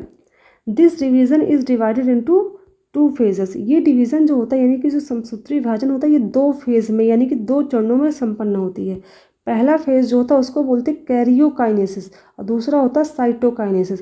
कैरियो, अब इसको हम 2 शब्दों में तोड़ेंगे। कैरियो का मतलब होता है न्यूक्लियस, काइनेसिस का मतलब होता है डिवीज़न, ठीक है। कैरियो का मतलब न्यूक्लियस, यानी कि कैरियोकाइनेसिस में क्या होता है, न्यूक्लियस का डिवीजन होता है, और साइटो का मतलब होता है सेल, काइनेसिस का मतलब होता है डिवीजन। साइटोकाइनेसिस में होता है डिवीजन ऑफ साइटोप्लाज्म, ठीक है। तो सबसे पहले हम देखेंगे कैरियोकाइनेसिस, यानी कि सबसे पहले हम बात करेंगे इसमें कि समसूत्री विभाजन में पहले करेंगे न्यूक्लियस का डिवीजन, फिर जब न्यूक्लियस का डिवीजन हो जाएगा फिर हो जाएगा साइटोप्लाज्म का डिवीजन, उसके बाद समसूत्री विभाजन जो होगा वो कंप्लीट हो जाएगा, यानी कि नई कोशिका फिर बन जाती है इन दोनों फेज के बाद। तो पहले हम पढ़ने वाले हैं कैरियोकाइनेसिस के बारे में, ठीक। तो कैरियोकाइनेसिस जो होता है ये भी होता है 4 सब फेजेस में डिवाइड है। अभी हमने क्या देखा कि समसूत्री विभाजन जो होता है वो 2 फेज़ में होता है, यानी कि 2 चरण में होता है। लेकिन जो इसका पहला चरण था, यानी कि जो पहला फेज़ है कैरियोकाइनेसिस, ये भी 4 सब फेजेस में डिवाइड है, यानी कि 4 उप चरणों में डिवाइड होता है। पहला होता है प्रोफेज, दूसरा मेटाफेज, तीसरा एनाफेज, चौथा टीलोफेज। इसको हिंदी में भी यही कहते हैं, ठीक है, PM एट। ठीक है, इसको आप ट्रिक बना के याद कर सकते हैं, पी मैट, ऐसे भी याद कर सकते हैं, जैसे भी आपको इजी लगता हो। और हाँ, एक चीज़ मैं आपको यहाँ पर दिखा देती हूँ, अगर इनको स्मॉल लेटर में लिखना चाहें तो आप पी को कैसे, सबसे बड़ा लेटर पी का लिखा जाता है ना, एम को ऐसे लिखते हैं, ए को ऐसे लिखते हैं और डी को ऐसे लिखते हैं। ठीक है, वो जो लाइनिंग वाली अपनी कॉपी यूज़ की होगी, 4 लाइनें इसमें होती है ना, पी कैसे लिखते हैं, ये पूरे के पूरे चारों में यूज़ करते हैं ना। एम सिर्फ बीच वाले में लिखते हैं, ए बीच वाले में लिखते हैं और डी 2 में यूज़ करते हैं। सबसे बड़ा लेटर किसका होता है, पी का होता है ना। तो उसी तरह सबसे बड़ा फेज कौन सा होता है, प्रो फेज होता है। कैरियोकाइनेसिस की बात कर रहे हैं, इन चारों में अगर पूछ ले कौन सा बड़ा फेज होता है, तो ऐसे ही दिमाग में ट्रिक बना के रखिएगा, ठीक है, क्योंकि बाद में बच्चे भूल जाते हैं। तो ये ट्रिक आप भूलेंगे नहीं, ये मैंने अपने तरीके से याद किया हुआ है। तो प्रो फेज सबसे बड़ा होता है। सबसे छोटा लेटर कौन सा होता है, आपको एम और ए दिख रहा होगा, तो याद रखिएगा ए सबसे पहले आता है, इसलिए सबसे छोटा लेटर कौन सा होगा, ए। तो सबसे बड़ी अवस्था यानी कि सबसे बड़ा प्रोफेज बात करें इसमें कौन सा सब चरण होगा, तो सबसे बड़ा प्रोफेज होता है और सबसे छोटा होता है एनाफेज। कैरियोकाइनेसिस की बात कर रहे हैं हम, ठीक है, पूरे की बात नहीं कर रहे हैं, ये चीज़ ध्यान रखिएगा। चलिए अब बात करते हैं, इसके पहले प्रोफेज की बात करते हैं। मोस्ट एक्टिव फेज, सबसे ज़्यादा एक्टिव फेज होता है प्रोफेज। ठीक है, याद रखिएगा कि सबसे सक्रिय फेज, यानी कि सबसे तक जो प्रोसेस देखने को मिलती है इसी में मिलती है, क्योंकि सबसे बड़ा फेज ये होता है, तो जाहिर सी बात सबसे एक्टिव भी होगा। इन अर्ली प्रोफेज, देखो प्रोफेज को भी डिवाइड किया गया अर्ली में और लेटर में। वैसे पेपर में अगर अर्ली और लेटर पूछेगा तो ही आप ध्यान दीजिएगा, वरना सबको प्रोफेज में ही मेंशन कर लीजिएगा, ठीक है, इतना ज़्यादा डीपली नहीं पूछता है। इन अर्ली प्रोफेज, हाँ PGT में डीपली ज़्यादा आ जाता है, TGT में उतना डीपली नहीं पूछेगा। तो in early prophase the cell starts to break down some structures and build other up. यानी कि अर्ली, यानी कि जब प्रोफेज स्टार्ट होता है तुरंत ही क्या हो जाता है, सेल ब्रेक होना स्टार्ट हो जाता है और कुछ चीज़ें भी बननी स्टार्ट हो जाती हैं। ठीक है, ये नहीं कि इसमें सब कुछ टूट ही रहा होता है, इस सिस्टम में क्या होता है, कुछ चीज़ें बननी, कुछ चीज़ें टूटनी स्टार्ट हो जाती है। अब क्या होती है देखते हैं। पहला क्या दिया, chromatin starts to condense. Condense का मतलब होता है, क्रोमेटिन जो होता है वो कंडेंस होने लगता है और क्रोमोसोम्स अपीयर, यानी कि ये जो होता है, पहले क्या होता है, एक धागे में संरचना ऐसे फैली होती है, ठीक है, ऐसे होते ना क्रोमेटिन, आपने देखा होगा न्यूक्लियस में ऐसे कुछ धागे में संरचना ढेर सारी फैली होती है। अब ये क्रोमेटिन क्या होगा, कंडेंस होने लगा, यानी कि एक सॉलिड स्ट्रक्चर बनाने लगा, कुछ इस टाइप का स्ट्रक्चर ये फॉर्म करने लगता है। यानी कि ऐसा स्ट्रक्चर बनाना स्टार्ट करेगा जो जिसका स्ट्रक्चर हमें साफ साफ दिखाई दे कि इसका एक्चुअल में शेप क्या होता है, ठीक है, हमें ये इस टाइप का स्ट्रक्चर कुछ दिखाई देने का, ठीक है, तो इसी को बोलते हैं कंडेंस फेज। तो क्या होगा, क्रोमेटिन स्टार्ट हो जाएगा कंडेंस फॉर्म में चेंज होना, ठीक है, यानी कंडेंस होना स्टार्ट हो जाता है, क्योंकि न्यूक्लियस के अंदर जो क्रोमोसोम पाया जाता है वो क्रोमेटिन के फॉर्म में पाया जाता है, ठीक है, क्रोमोसोम के फॉर्म में नहीं पाया जाता है। क्रोमोसोम के फॉर्म में क्रोमेटिन जो होता है तभी होता है जब सेल का डिवीजन होता है। ये चीज़ बहुत इंपॉर्टेंट है कि क्रोमोसोम कब देखने को मिलता है, तो क्रोमोसोम सिर्फ और सिर्फ सेल डिवीजन के दौरान ही न्यूक्लियस में देखने को मिलता है, उसके पहले वो क्रोमेटिन के फॉर्म में ही होता है, ठीक है। तो जैसे प्रोफेज स्टार्ट होगा, क्रोमेटिन क्या होगा, कंडेंस होना, यानी कि वो एक तरह से शेप लेना स्टार्ट कर देता है और क्रोमोसोम अपीयर यानी कि विजिबल होने लगेगा, ठीक है, एकदम साफ नहीं दिखेगा प्रोफेज में, बस क्या होगा, अपीयर होना स्टार्ट हो जाता है प्रोफेज में। तो पहला प्रश्न यही बनता है कि क्रोमेटिन कंडेंस कब होता है, तो प्रोफेज के स्टार्टिंग में कंडेंस होने लगेगा और क्रोमोसोम अपीयर विजिबल, यानी कि पूरी तरीके से विजिबल की बात नहीं करें, अगर पूछे कब स्टार्ट हो जाता है क्रोमोसोम दिखना, तो प्रोफेज के स्टार्टिंग में ही स्टार्ट हो जाता है विद 2 डॉटर क्रोमेटिन। अब देखो 2 डॉटर क्रोमेटिन का मतलब यहाँ पर ऐसे है, इसका स्ट्रक्चर कुछ ऐसे बन जाता है, ठीक है, तो आपको 2 डॉटर क्रोमेटिन का मतलब यही है, एक ये डॉटर क्रोमेटिन हो गया और दूसरा ये, ठीक है। चलिए ये हो गया। उसके बाद नेक्स्ट पॉइंट क्या आता है, सेंट्रियोल मूव्स टू अपोजिट। अब सेंट्रियोल जो होता है वो सिर्फ एनिमल सेल में होता है, प्लांट में तो होता नहीं है, तो ये जाहिर सी बात है अगर एनिमल सेल की बात कर रहा है तो वहाँ पे सेंट्रियोल जो पाए जाते हैं कुछ स्ट्रक्चर ऐसा होता है, सेंट्रियोल का ऐसे स्ट्रक्चर होते हैं। तो सेंट्रियोल क्या होंगे, वो अपोजिट साइड में, यानी कि मान लीजिए ये पूरा सेल है, ठीक है, तो एक सेंट्रियोल यहाँ पे आ जाएगा, तो एक इसके अपोजिट का मतलब क्या हो जाएगा, एक सेंट्रियोल यहाँ पर आ जाएगा, ठीक है, अपोजिट साइड में सेंट्रियोल क्या हो जाते हैं, मूव हो जाते हैं, ठीक है, बट प्लांट में सेंट्रियोल तो होता नहीं है, तो ये स्टेप प्लांट सेल में देखने को नहीं मिलेगा, ठीक है, ये चीज़ भी ध्यान दीजिएगा साथ में। फिर नेक्स्ट आता है the mitotic spindle begins to form. अब क्या होता है, स्पिंडल फाइबर भी बनने स्टार्ट हो जाते हैं। सेंट्रियोल से क्या होता है, स्पिंडल फाइबर बनने लगते हैं। The spindle is the structure made of microtubules strong fibre that are part of the cell skeleton. अब मैं आपको इसको डायग्राम में एक बार समझा देती हूँ, फिर आपको समझ में आ जाएगा भाई इसमें कहा क्या जा रहा है। अब देखिए डायग्राम आपको दिख रहा होगा, ये पूरा का पूरा क्या है, सेल है। ये पूरा एक सेल है। ये आपका है न्यूक्लियस, ये न्यूक्लियस है ना। ये सेंट्रियोल दिख रहे होंगे, ठीक है, दोनों सेंट्रियोल। देखिए ये सेंट्रियोल जो है इसका अपोजिट ये आया है और इसका अपोजिट ये सेंट्रियोल है, ठीक है। ये प्रोफेज में क्या होते हैं, सेंट्रियोल एक दूसरे के अपोजिट डायरेक्शन में जाकर के शिफ्ट हो जाते हैं। सेंट्रियोल से ही क्या निकलते हैं, कुछ फाइबर लाइक स्ट्रक्चर दिखते हैं जिसको बोलते हैं स्पिंडल फाइबर, ठीक है। क्या होते हैं, स्पिंडल फाइबर। तो स्पिंडल फाइबर क्या होते हैं, सेंट्रियोल से ही बनने स्टार्ट हो जाते हैं। एक सेंट्रियोल से दो स्पिंडल फाइबर बनते हैं, याद रखिएगा, ठीक है। एक फाइबर से दो स्पिंडल फाइबर, मतलब दो क्या बहुत सारे स्पिंडल फाइबर निकलते हैं। तो ये आपको स्ट्रक्चर दिख रहा होगा, यानी कि दोनों तरफ स्ट्रक्चर बनने स्टार्ट हो जाते हैं, ठीक है। अब बात करेंगे क्रोमैटिन की। ये क्रोमैटिन जो है क्रोमोसोम का फॉर्म ले चुका है, ठीक है। ये क्रोमोसोम का फॉर्म ले चुका है। ये कुछ ऐसे स्ट्रक्चर में होता है, ऐसे होता है स्ट्रक्चर, ठीक है। ये होता है क्रोमोसोम, ठीक है, याद रखिएगा। तो ये होता है एक क्रोमैटिड ये है, दूसरा क्रोमैटिड ये है, तो इसलिए इसको बोलते हैं क्रोमैटिड सिस्टर बोलते हैं, ठीक है। दो क्रोमैटिड सिस्टर मिलके एक क्रोमोसोम का फॉर्मेशन करते हैं, ठीक। अब ये क्रोमैटिड जो आपस में जहाँ पर मिले हैं सेंटर वाले पॉइंट को, इस सेंटर वाले पॉइंट को बोलते हैं सेंट्रोमियर। और यहीं पर होता है काइनेटो कोर प्रोटीन। याद रखिए काइनेटो कोर प्रोटीन जो होता है वो सेंट्रोमियर के ऊपर पाया जाता है, ठीक है, जिससे बाद में आकर के स्पिंडल फाइबर अटैच होंगे। इसको हम नेक्स्ट स्टेप में बात करेंगे। फिलहाल इतना जान लेते हैं कि प्रोफेज में क्या होता है कि जो क्रोमैटिड होता है, क्रोमैटिन जो होता है वो चेंज हो जाता है क्रोमोसोम में कंडेंस होकर, ठीक है, यानी कि हमें क्रोमोसोम दिखने लगते हैं। तो याद रखिएगा सिर्फ और सिर्फ सेल डिवीजन के दौरान ही क्रोमोसोम दिखाई देते हैं, अदरवाइज हमें किसी भी फेज में क्रोमोसोम नहीं दिखाई देते, वो क्रोमैटिड के फॉर्म में होते हैं, ठीक है। तो क्रोमैटिन क्या हो, कंडेंस होकर क्रोमोसोम के फॉर्म में दिखने लगेगा। सेंट्रोमियर सेंटर में पाया जाता है। स्पिंडल फाइबर जो होते हैं वो सेंट्रियोल से ही बनने स्टार्ट हो जाते हैं, ठीक है। और न्यूक्लियर एनवलप का मतलब है न्यूक्लियर मेम्ब्रेन से, ये भी ब्रेक होनी स्टार्ट हो जाती है इसी फेज में, ठीक है। अब थ्योरी से बात करते हैं। नेक्स्ट पॉइंट है the spindle grows between the centrosomes as they move apart, यानी कि जो सेंट्रियोल होता है उसी से क्या होता है, स्पिंडल फाइबर ग्रो करने लगते हैं, ठीक है। The nucleolus disappear. न्यूक्लियोलस का मतलब जो न्यूक्लियस के अंदर आपने देखा होगा स्ट्रक्चर था सॉलिड, जिससे क्या हो रहा था, जिससे राइबोसोम का फॉर्मेशन हो रहा था, जिससे हम लोगों ने कहा था राइबोसोम की फैक्ट्री, वो भी डिसअपियर यानी कि वो भी विलुप्त, यानी कि वो भी क्या होगा, नष्ट होने लगता है, ठीक है। यानी कि डिसअपियर यानी कि वो दिखाई नहीं देगा, ठीक है, इस स्टेप में। तो याद रखिएगा प्रश्न यही आता है कि न्यूक्लियोलस किस फेज में डिसअपियर होता है, तो प्रो फेज में डिसअपियर होना स्टार्ट हो जाता है। This is a sign that the nucleus is getting ready to break, ठीक है। न्यूक्लियोलस का डिसअपियर होना ही ये दिखाता है, ये दर्शाता है कि जो न्यूक्लियस है वो क्या होने वाला, ब्रेक होने वाला है, यानी कि उसकी न्यूक्लियर मेम्ब्रेन जो है वो टूटने वाली है, ठीक है। और जब न्यूक्लियर मेम्ब्रेन टूट जाएगी तो न्यूक्लियस के अंदर जितना भी मटेरियल वो कहाँ आ जाएगा, साइटोप्लाज्म में आ जाएगा।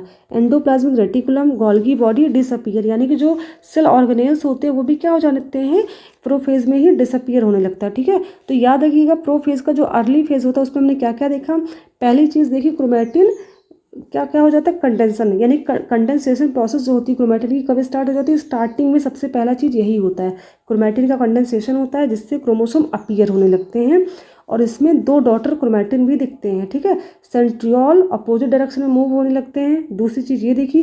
तीसरी स्पिंडल फाइबर का फॉर्मेशन हो जाता है। और चौथी सबसे मेन चीज़ ये देखी कि न्यूक्लियोलस जो होता है वो डिसअपियर होने लगता है, और जितने भी सेल ऑर्गेनेल्स होते हैं वो भी क्या होते हैं, डिसअपियर होने लगते हैं, ठीक है। तो ये चीज़ हमने देखी प्रोफेज के स्टार्टिंग में ही, ठीक है। अगर आपको प्रोफेज देता है तो इन सभी चीज़ों को मतलब जो लेट फेज है और अर्ली फेज है सबको एक ही में आपको मेंशन करना है, ठीक है। लेकिन अगर प्रो या लेट करके पूछता तो इस चीज़ों को आपको याद में रखना है, ठीक। तो अभी तक सिर्फ इतना मैंने देखा है कि जो क्रोमैटिन था वो सिर्फ क्या हुआ है, वो जो हुआ है वो कंडेंस हुआ जिसकी वजह से क्रोमोसोम दिखने लगा है। बाकी जितनी भी चीज़ें यहाँ पर हुई सबके सब चीज़ें वो डिसअपियर हुई हैं। और एक चीज़ आपका क्या हुआ है, सेंट्रियोल जो था वो अपोजिट साइड में जाकर के शिफ्ट हो गया, ठीक। अब बात करेंगे नेक्स्ट पॉइंट की, in late prophase sometimes also called prometaphase the mitotic spindle begins to capture and organize the chromosome. अब देखो इसमें क्या होता है, यानी कि इसमें ये हो जाता है जो स्पिंडल फाइबर थे वो क्या करेगा, क्रोमोसोम को अपने साथ क्या करेगा, बाइंड करता है इस स्टेप में। अब स्टार्टिंग आती है यहाँ पर लेटर फेज की, यानी कि लेट फेज में क्या होता है, प्रो फेज के जब खत्म होने वाली अवस्था आती है तो क्या देखने को मिलता है, the chromosome become even more condense so they are very compact. यानी कि जो क्रोमोसोम होता है वो बहुत क्लियरली जो होता है हमें कब दिखने लगता है, प्रोफेज जब खत्म होने की अवस्था में आ जाता है, यानी कि जब लेट प्रोफेज आता है, ठीक है। यानी कि प्रोफेज खत्म होते होते हमें क्रोमोसोम क्लियरली दिखने लगता है। The nuclear envelope break down, nuclear membrane जो होती है वो इस सिस्टम में क्या हो जाती है, टूट जाती है, रिलीजिंग द क्रोमोसोम्स। अब जब न्यूक्लियर मेम्ब्रेन टूट जाएगी तो जाहिर सी बात है न्यूक्लियस के अंदर जितने भी पदार्थ होंगे, सब्सटेंस होंगे, कहाँ पहुँच जाएंगे, साइटोप्लाज्म के अंदर पहुँच जाएंगे, ठीक है। यानी क्रोमोसोम भी कहाँ पहुँच जाएगा, साइटोप्लाज्म के अंदर पहुँच जाएगा, ठीक है। The mitotic spindle grows more and some of the microtubules start to capture chromosome. अब देखो क्या कहा गया, अब ये न्यूक्लियर मेम्ब्रेन जब टूट जाएगा तो ये क्रोमोसोम कहाँ यहाँ पे आ जाएगा ना। अब जब यहाँ पर आ जाएगा साइटोप्लाज्म के अंदर तो जो ये क्रोमोसोम आपको ऐसे दिख रहा है ना, यहाँ पर क्या सेंट्रोमियर है ना, तो यहाँ पर होता है आपका स्पिंडल फाइबर। ये स्पिंडल फाइबर क्या करेगा, ऐसे जाकर के इससे बाइंड हो जाएगा, ठीक है। तो एक क्रोमोसोम से क्या होते हैं, दो स्पिंडल फाइबर बाइंड होते हैं, यानी कि दोनों अपोजिट डायरेक्शन से क्या होंगे, एक स्पिंडल फाइबर इस डायरेक्शन वाला बाइंड करेगा एक ही क्रोमोसोम को, और दूसरा स्पिंडल फाइबर इस डायरेक्शन में बाइंड करेगा एक ही क्रोमोसोम को, ठीक है। यानी कि एक क्रोमोसोम जो होते हैं वो दो स्पिंडल फाइबर के द्वारा क्या होते हैं, बाइंड हो जाते हैं, ठीक है। ये चीज़ ध्यान रखिएगा। तो यानी कि ये न्यूक्लियर एनवेलप भी यहाँ पर टूट जाना है, ठीक है। तो ये हमने फर्स्ट फेज प्रोफेज खत्म कर लिया। अब बात करेंगे सेकंड फेज की, जिसका नाम है मेटाफेज, ठीक है। ये देखिए बात करेंगे मेटाफेज के बाद। देखो इसमें क्या होता है, chromosome are now in cytoplasm. अब क्रोमोसोम क्या साइटोप्लाज्म में आ चुका है। Best phase to see morphology size and number of chromosome. प्रश्न यही बनता है कि किस फेज में, यानी कि माइटोटिक सेल डिवीजन के किस फेज में क्रोमोसोम का साइज, नंबर और मॉर्फोलॉजी देखिए। जैसे मॉर्फोलॉजी मतलब होता है बाहर की जो संरचना होती है उसको, और इसका साइज यानी कि छोटा बड़ा जो साइज होता है, क्रोमोसोम की जो संख्या होती है किस फेज में देख सकते हैं, ठीक है। तो यहाँ पर शेप की बात नहीं की गई, ध्यान रखें शेप की बात इस फेज में नहीं की गई है, ठीक है। शेप जो तो मेटा फेज में हमें नहीं दिखाई देता, सिर्फ हमको साइज, नंबर एंड मॉर्फोलॉजी। तो याद रखिएगा अगर क्रोमोसोम की मॉर्फोलॉजी बोलता है, साइज बोलता है और नंबर बोलता है तो वो मेटाफेज में क्लियरली दिखने लगते हैं, ठीक है। On centromere kinetochore protein is present. जैसे कि हमने बात की ना, ये होता है आपका क्रोमोसोम, क्रोमोसोम के सेंटर में पाया जाता है सेंट्रोमियर। यहाँ पर क्या होता है, ये होता है सेंट्रोमियर, ठीक है। और इसी सेंट्रोमियर के ऊपर होता है काइनेटोकोर प्रोटीन, ठीक है, जो कि काम करता है स्पिंडल फाइबर को अटैच करने के लिए। यहाँ जो ये निकलते हैं आपके स्पिंडल फाइबर, इसको अटैच करने में कौन हेल्प करता है, यहाँ पर जो काइनेटोकोर प्रोटीन होता है, ठीक है, याद रखिएगा। Two spindle fibre attached with single chromosome, यानी दो स्पिंडल फाइबर क्या होते हैं, सिंगल क्रोमोसोम से अटैच होते हैं। All chromosomes are come at equator, यानी कि सेंटर। सभी क्रोमोसोम कहाँ जाते हैं, इक्वेटर सेंटर पे आ जाते हैं। Chromosome are align metaphasic plate. अब देखो इसमें होता क्या, इस फेज में क्या होता है हमें याद ध्यान देना है। तो सबसे मेन तो इसमें यही पूछा जाता है कि किस फेज में क्रोमोसोम सेंटर में आ जाते हैं। तो याद रखिएगा एम में ही आ जाते हैं, ठीक है। सेंटर में कब आते हैं, एम में आ जाते हैं। याद रखिएगा मेटाफेज, मेटा मतलब क्या होगा, एम से याद रखिएगा मेटा, और मेटा मतलब ये रखिएगा मीडियम,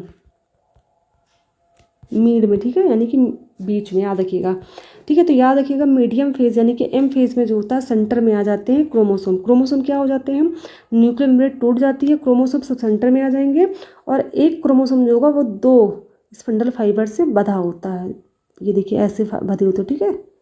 कैसे बंधेंगे, क्योंकि यहाँ पर सेंट्रोमियर है, सेंट्रोमियर पे जाके स्पिंडल फाइबर अटैच हो रहे हैं। और सेंट्रोमियर से क्यों अटैच हो रहे हैं, क्योंकि सेंट्रोमियर के ऊपर एक प्रोटीन होता है जिसको बोलते हैं काइनेटो कोर प्रोटीन, ठीक है। याद रखिएगा काइनेटो कोर प्रोटीन जो होता है इसकी वजह से ही स्पिंडल फाइबर जाकर के सेंट्रोमियर से अटैच हो जाते हैं, और एक क्रोमोसोम से दो स्पिंडल फाइबर अटैच होते हैं, ठीक है। ये चीज़ ध्यान रखिएगा।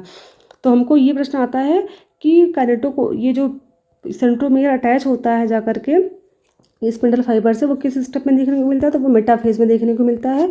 और जो क्रोमोसोम हो तो वो सेंटर में कब आ जाते हैं, तो वो सेंटर में आते हैं मेटाफेज में। और ये अलाइन का मतलब हो गया एक सीध में, देखिए एक सीध में खड़े हैं ना, सबके सब जितने भी क्रोमोसोम हैं वो एक सीध में आ जाते हैं पूरे का पूरे, ठीक है। तो मेटाफेज बहुत छोटी फेज होती है, यहाँ पर आपको दिख गया होगा, इतनी चीज़ें यहाँ पर देखने को मिलती हैं, ठीक है। अब नेक्स्ट देखते हैं एनाफेज। सबसे छोटा फेज जो होता है वो होता है एनाफेज। इसमें बस थोड़े से चेंजेस देखने को मिलते हैं। Anaphase all sisters chromatid get separated. अब सिस्टर क्रोमेटिड का मतलब आपको दिख रहा होगा यहाँ पर। अब देखिए यहाँ पर क्या था, क्रोमोसोम कुछ ऐसे स्ट्रक्चर होते हैं ना, ये एक क्रोमेटिड ये था, दूसरा ये था। अब ये क्या हो जाएंगे, गेट सेपरेटेड, यानी कि जो सेंट्रोमियर यहाँ पे था यहाँ ये ब्रेक हो जाएगा और दोनों क्रोमेटिड क्या हो जाएंगे, ऐसे अलग हो जाएंगे। ठीक है, तो यहाँ पर सबसे मेन चीज़ आता है कि क्या अब ये सेंटर में आ गया तो जाहिर सी बात है ये अलग होना स्टार्ट होंगे। तो सिस्टर क्रोमेटिड कहाँ पर सेपरेट होते हैं, एनाफेज में होते हैं। सबसे छोटा फेज होता है एनाफेज। शेप ऑफ क्रोमोसोम, अभी देखो मेटाफेज में क्या था, हम लोगों ने क्या देखा था, हम लोग क्रोमोसोम का साइज देख सकते थे, नंबर देख सकते थे और क्या देख सकते थे, मॉर्फोलॉजी देख सकते थे, यानी कि बाह्य संरचना देख सकते थे। ठीक है, लेकिन शेप हमको मेटाफेज में नहीं दिखाई देता है। शेप हमें कहाँ पर दिखाई देता है, एनाफेज में। तो ये क्वेश्चन याद रखिएगा, क्रोमोसोम का शेप जो होता है यानी कि जो इसकी आकृति होती है वो एनाफेज में क्लियर दिखती है और मॉर्फोलॉजी और साइज और नंबर जो होता है वो मेटाफेज में क्लियर दिखता है। ठीक है, तो एनाफेज में सिर्फ एक चीज़ होता है, क्या होता है, सिस्टर क्रोमेटिड अलग होने लगते हैं और शेप जो होता है क्रोमोसोम का वो दिखने लगता है। ठीक है, तो इसलिए सबसे छोटा फेज ही होता है। देखो ये क्या है, कुछ ऐसा स्ट्रक्चर होता है ना, ये क्या होगा, यहाँ से टूटेंगे, जाहिर सी बात है। अब देखो आप खुद इमेजिन करो, यहाँ पर ये क्रोमेटिड है, मैं ऐसे डायग्राम बना के यहाँ पे साइड में दिखाती हूँ। ये देखिए ये क्या क्रोमेटिड है। अब यहाँ पे क्या लगा है, एक स्पिंडल फाइबर जो है इससे अटैच है। ठीक है, दूसरा स्पिंडल फाइबर इससे अटैच है। अब जब यहाँ से ये टूटेगा तो ये क्या होगा, ये ऊपर की तरफ खींचेगा और ये इधर की तरफ खींचेगा। जब खींचेगा तो आपको एक चीज़ तो क्लियर होगी, बधा तो ये सेंटर में है ना, जब ये सेंटर में बधा होता है तो इसके जो दो पोल होते हैं वो नीचे की तरफ तो लटकेंगे, यही तो होगा। अब अगर आप कोई चीज़ सेंटर की तरफ, अगर मान लीजिए ये कोई चीज़ है सेंटर से बधा है, इसके दो पोल ऐसे हैं, तो जब इसको आप ऊपर की तरफ जितना खींचेंगे तो इसके दोनों पोल क्या होंगे, नीचे की तरफ तो लटकेंगे। तो इसलिए इनका स्ट्रक्चर कुछ ऐसे दिखाई देने लगता है। ठीक है, वी शेप। ठीक है, ये दोनों क्रोमेटिड सिस्टर जो है कुछ ऐसे स्ट्रक्चर बना लेते हैं। ठीक है, ये ऊपर की तरफ शिफ्ट हो जा रहा है। ठीक है, यानी कि दोनों जो आपको दिख रहे थे स्पिंडल फाइबर, ये ऊपर वाला स्पिंडल फाइबर एक क्रोमेटिड सिस्टर को ले जा रहा है और दूसरे वाले को दूसरा वाला स्पिंडल फाइबर ले जा रहा है खींच कर। ठीक है, यहाँ पे यानी कि सेंट्रोमियर जो था वहाँ से ब्रेक हो चुका है। ठीक, तो ये यहाँ पर देखने को मिलता है। और यहीं पर क्या होता है, क्लीवेज फरो, यहीं पर क्लीवेज फरो आपको देखना स्टार्ट हो जाता है। ठीक है, इस क्लीवेज फरो के बारे में हम आगे बात करेंगे। ठीक है, जो साइटोकाइनेसिस में आपको देखने को मिलेगा। तो याद रखिएगा, क्लीवेज फरो कब बनना स्टार्ट हो जाता है, एनाफेज में ही बनना स्टार्ट हो जाता है। ठीक है, चलिए अब लास्ट बात करते हैं टीलोफेज की। अब टीलोफेज जो होता है सबसे लास्ट स्टेप होता है, इसमें क्या होता है, chromosomes loose individually, chromatin reappear. अब क्या होगा, क्रोमोसोम्स जो होते हैं लूज इंडिविजुअली, यानी क्रोमोसोम जो होते हैं अपनी पहचान को यानी कि अपनी इंडिविजुअलिटी होता है उसको खोने लगते हैं और फिर से क्या हो जाते हैं, क्रोमेटिन में बनना स्टार्ट होने लगते हैं। ठीक है, यानी कि देखा जाए तो प्रोफेज का जस्ट उल्टा होता है टीलोफेज। प्रोफेज में क्या हुआ था, क्रोमोसोम कंडेंस हो रहे थे, क्रोमेटिन कंडेंस हो रहे थे, क्रोमोसोम बन रहा था। लेकिन यहाँ पर क्या है, क्रोमोसोम लूज हो रहे हैं, यानी कि छिप जा रहे हैं, अपनी जो पहचान है उसको छिपा रहे हैं और किस में चेंज हो जा रहा है, क्रोमेटिन में। वहाँ क्रोमेटिन क्रोमोसोम में चेंज हो रहा था, यहाँ क्रोमोसोम क्रोमेटिन में चेंज हो रहा है टीलोफेज में। ठीक है, न्यूक्लियर मेम्ब्रेन वहाँ पर क्या था, प्रोफेज में अगर हम बात करें प्रोफेज की, सॉरी प्रोफेज यहाँ पर लिख देते हैं, अगर हम बात करें प्रोफेज की तो यहाँ पर न्यूक्लियर मेम्ब्रेन क्या हो रहा था, डिसअपियर हो रहा था, लेकिन टीलोफेज में क्या हो रहा है, रीअपियर, दोबारा बन रहा है। एंडोप्लाज्मिक रेटिकुलम यानी कि जितने भी सेल ऑर्गेनेल्स थे, न्यूक्लियोलस वगैरह हर एक चीज़ प्रोफेज में डिसअपियर हो रहे थे, टीलोफेज में क्या हो रहे हैं, रीअपियर होंगे। डीकंडेंस्ड क्रोमोसोम, यहाँ पर क्या, वहाँ पर क्या होता है, कंडेंस हो रहा था क्रोमेटिन, यहाँ पर डीकंडेंस होगा chromosome. Cytoplasm start to divide, वहाँ पर हमने देखा था साइटोप्लाज्म का कोई डिवीजन नहीं होता, लेकिन यहाँ पर क्या होगा, साइटोप्लाज्म का डिवीजन होना स्टार्ट हो जाता है टीलोफेज स्टेट में। ठीक है, तो कैरियोकाइनेसिस हमने अच्छे से पढ़ लिया। ये देखिए कैरियोकाइनेसिस का लास्ट स्टेप टीलोफेज था, ये हो गया। ठीक है, हमने देखा था ये जो आपके काइनेटोकोर थे ना, स्टेप ऐसे सब आ गए थे ना, यहाँ पर ऐसे लटक रहे थे, कुछ ऐसे स्ट्रक्चर था लटक रहे थे, हमने देखा अभी। तो देखिए क्या हो गया, ये चारों को चारे ऐसे आ चुके हैं सब के सब। अब यहाँ पर फरो जो हो थोड़ा और डीप बन जाएगा और यहाँ पर जो था इनके बाहर न्यूक्लियर मेम्ब्रेन, जहाँ पर क्रोमेटिड थे उसके बाहर न्यूक्लियर मेम्ब्रेन स्टार्ट हो गई बनना, बन गई न्यूक्लियर मेम्ब्रेन। ये क्या हो गया, न्यूक्लियर मेम्ब्रेन के अंदर आ चुके हैं। क्रोमेटिड जो थे वो फिर से कंडेंस हो चुके हैं, मतलब कंडेंस क्या, मतलब डीकंडेंस हो गए हैं और क्रोमेटिड में चेंज हो गए। यहाँ पर न्यूक्लियोलस भी बन चुका है। ठीक है, और यहाँ पर जो आपके सेंट्रियोल थे वो अपने पोजीशन पे भी आ चुके हैं। तो सब कुछ जो साइटोकाइनेसिस यानी कैरियोकाइनेसिस के पहले की स्टेप थी वो फिर से आपको टीलोफेज के लास्ट में देखने को ये सब चीज़ें मिल जाती, यानी कि जो प्रोफेज की स्टार्टिंग फेज थी उसका जस्ट उल्टा होता है आपका टीलोफेज। ठीक है, ये चीज़ ध्यान रखिएगा। तो यानी कि कैरियोकाइनेसिस की जो स्टेप थी वो खत्म हो गया, यानी कि न्यूक्लियस का जो डिवीजन था खत्म हो गया। अभी मैं देखा था ना, एक ही न्यूक्लियस था, यहाँ पे कितने न्यूक्लियस बन चुके हैं, अब 2 न्यूक्लियस बन गए, यानी कि न्यूक्लियस का डिवीजन हो गया। लेकिन अभी भी 2 कोशिकाएं नहीं बनी, क्यों? क्योंकि अभी साइटोप्लाज्म का डिवीजन नहीं हुआ है। जब साइटोप्लाज्म का डिवीजन हो जाएगा तो ही 2 कोशिकाएं बनेंगी, ठीक है।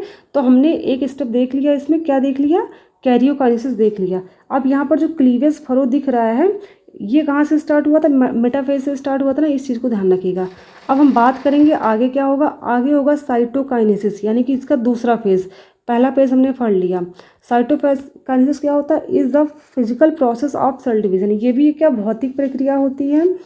Cytokinesis is the final step of cell division during which the 2 daughter cell become physically separated. यानी कि ये क्या होता है, सबसे फाइनल स्टेप होता है सेल डिवीजन का। इसमें क्या हो जाएगा, 2 डॉटर सेल बन के तैयार हो जाएंगी। प्लांट साइटोकाइनेसिस, अब देखो साइटोकाइनेसिस में हम प्लांट एनिमल दोनों का अलग पढ़ेंगे, ठीक है। क्योंकि कैरियोकाइनेसिस तो सिंपल था, हमने पढ़ लिया, लेकिन इसको थोड़ा सा अलग देखना है क्योंकि थोड़ा सा चेंज दोनों में है।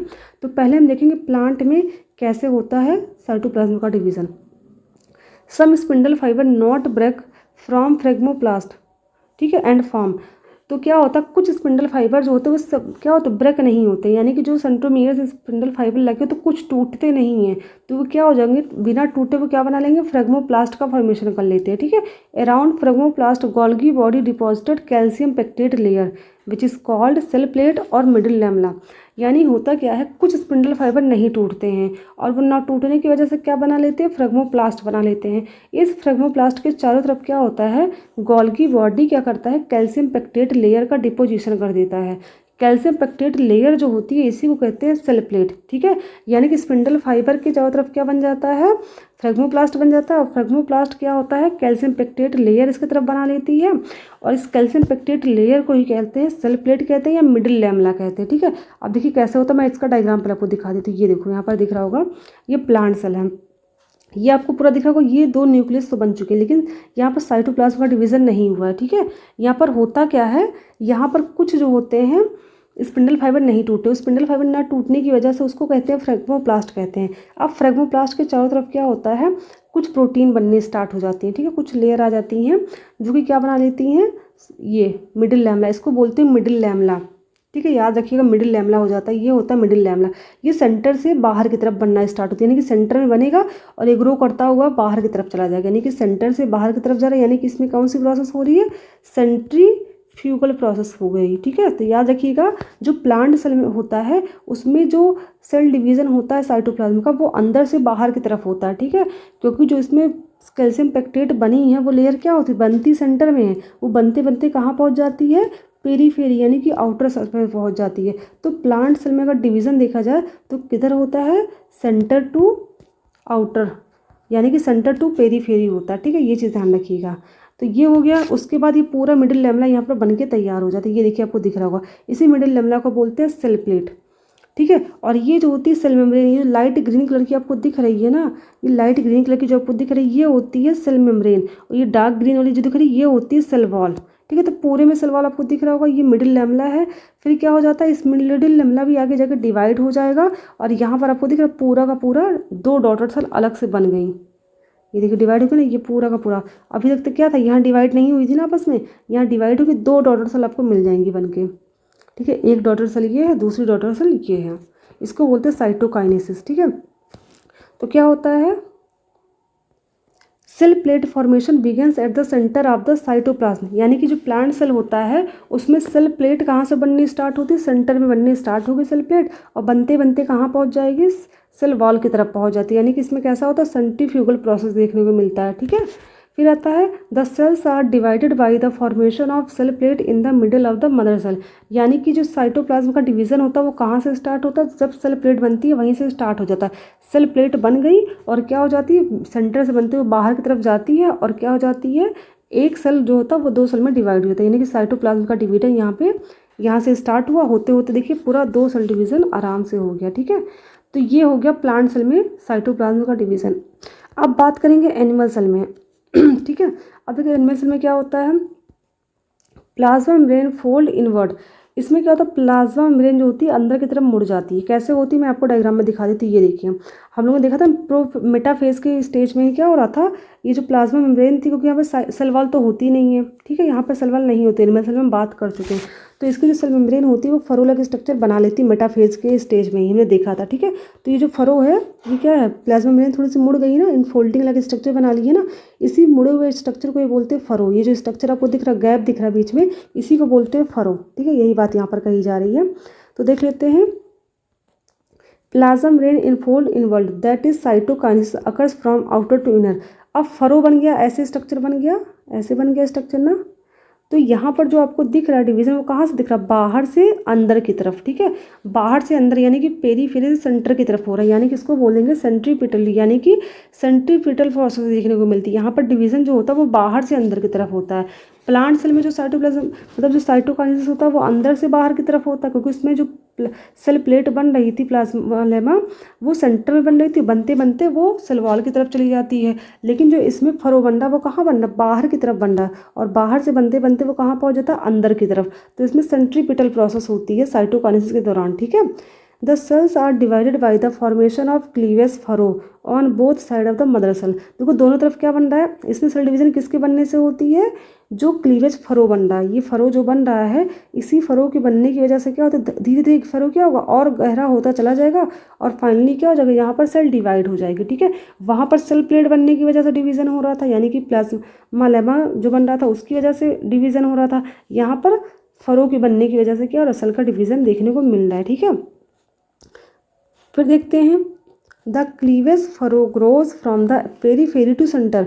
ये फरो कहाँ बन रहा, बाहर से अंदर की तरफ बन रहा ना, ऐसे, ये सेल डिवीजन ऐसे तो देखने को मिला इसमें। फिर the cell membrane is pinch off it into two cells, उसका सेल डिवीजन हो जाएगा, सेल मेम्ब्रेन क्या हो जाएगी, दो डॉटर सेल में डिवाइड हो जाती है। देखिए ऐसे स्ट्रक्चर इसमें होता है। क्या हो रहा है, ये फरो बाहर से बनना स्टार्ट हो रहा, फिर धीरे धीरे फरो और गहरा होता जाएगा, और देखिए अंदर हो गया, यानी कि बाहर से अंदर की तरफ होता होता क्या हो जाएगा, पूरा ये फरो बन जाएगा, ये डिवाइड हो जाएगा दो डॉटर सेल में। ये देखिए दो डॉटर सेल बन के यहाँ पर तैयार हो गई, ठीक है। तो याद रखिएगा सेल डिवीजन कैसे होता है, हमने टॉपिक अच्छे से पूरा क्लियरली समझ लिया। एक बार मैं सीक्वेंस से जो डायग्राम्स आ रहे हैं मैं लाइन से बता देती हूँ, फिर से रिवाइज हो जाएगा आपका। तो क्या होता है, स्टार्टिंग में आपने देखा होगा हमारा कुछ सेल ऐसा कुछ होता है सेल, ठीक है। सेल के अंदर क्या आपको ये न्यूक्लियस दिख रहा होगा, न्यूक्लियर मेम्ब्रेन है, इसके अंदर क्या होता है, सबसे पहले क्रोमोसोम क्या होगा, जो क्रोमैटिन इसके अंदर होते हैं।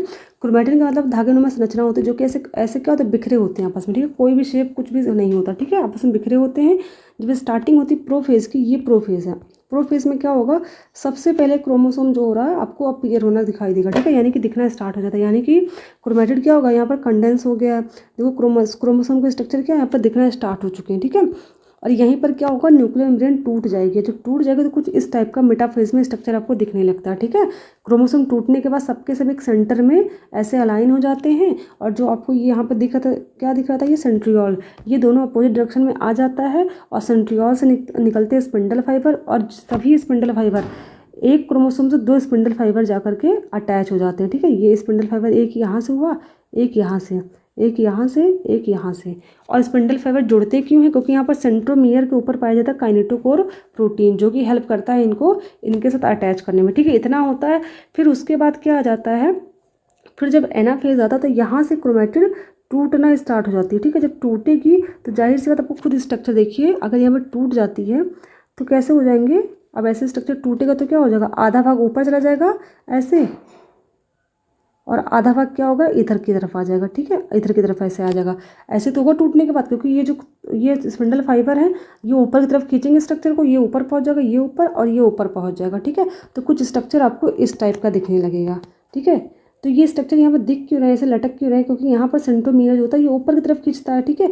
और ये जो पोल होते हैं दोनों तरफ, ये दोनों जो होते हैं फ्री स्टेट में होते हैं, इसलिए नीचे की तरफ लटक रहे हैं, यानी कि वी शेप स्ट्रक्चर बन रहा है, ठीक है। तो याद रखिएगा ये होता है एनाफेज, सबसे छोटा फेज होता है, और यहाँ पर जो होता है राइबोसोम का शेप दिखने लगता है। फिर क्या होगा, फिर यहाँ पे धीरे धीरे क्या होगा, यहाँ पर न्यूक्लियोलस जो होगा, न्यूक्लियर मेम्ब्रेन जो कि बनने स्टार्ट हो जाएगी, यानी कि यहाँ पर जो होता है टीलोफेज में न्यूक्लियर का डिवीजन कंप्लीट हो चुका है, ठीक है। लेकिन ये चीज़ याद रखिएगा, जो साइटोकाइनेसिस के लिए फरो बनता है एनिमल सेल में, वो हमारा मेटाफेज में ही बनना स्टार्ट हो जाता है, ठीक है। ये चीज़ ध्यान रखिएगा, प्लांट सेल में फरो नहीं बनता है। प्लांट सेल में क्या होता है, प्लाज्मा लेमा बनता है, यानी कि जो सेल प्लेट बनती है उसमें, लेकिन एनिमल सेल में जो होता है वो फरो बनना स्टार्ट होता है, ठीक है। ये चीज़ ध्यान रखिएगा। तो ऐसे सेल डिवीज़न हो जाता है। आई होप आप लोगों को समझ में आ गया होगा आज का ये टॉपिक। आप 1 से 2 बार वीडियो देखेंगे पूरा टॉपिक आपको क्लियर हो जाएगा, 100% मेरा श्योर है, ठीक है। और इसके बाद आप क्वेश्चन सॉल्व करेंगे ना, आपको एक भी क्वेश्चन ऐसा नहीं कि आप सॉल्व ना कर पाएँ। अगर आपको मेरी वीडियो में कोई भी डाउट हो तो आप फिर से कमेंट सेक्शन में बता सकते हैं, मैं दोबारा कोशिश करूँगी उसको अच्छे से बताने की। अगर आपको मेरी वीडियो समझ में आई तो भी आप बता सकते हैं, और अगर आप कोई टॉपिक मुझसे पढ़ना चाहते हैं तो वो भी आप कमेंट सेक्शन में ज़रूर बताइए, मैं उस पर वीडियो ज़रूर बनाऊँगी। थैंक